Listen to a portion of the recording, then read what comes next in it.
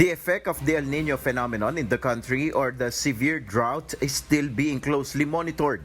According to economist Michael Ricafort, this could have an effect on agricultural production, which could lead to increases in prices of goods, particularly rice. Yung El Nino din, siyempre, yung sa bigas, no? Yun din tinitingnan mabuti kasi ang second quarter yan, mga May, no? Based sa Pag-asa. So, ano ba yan? Ang risk diyan, magkakaroon ba ng severe form of El Nino parang noong late 1990s o hindi? Kasi ang implikasyon yan, kung medyo bawas yung rainfall, bawas din yung ani. Ricafort explained that rice is one of the major contributors to inflation at present.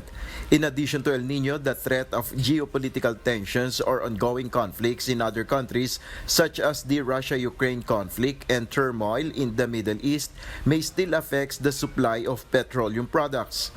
But for now, according to Ricafort, oil prices in the country are still manageable.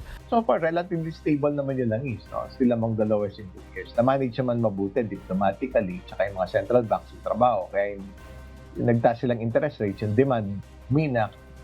An employers group is also concerned about the possible effects on inflation of the proposed wage hike or increase in workers' salaries.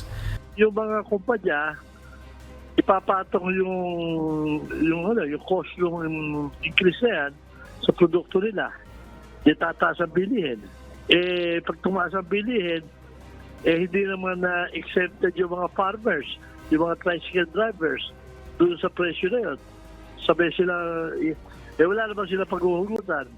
This statement by ECOP is related to the currently proposed bill in Congress, which seeks to implement a 100 peso across-the-board increase in the daily minimum wage of workers. Nel Maribuhok, UNTV News and Rescue. We serve the people, we give glory to God.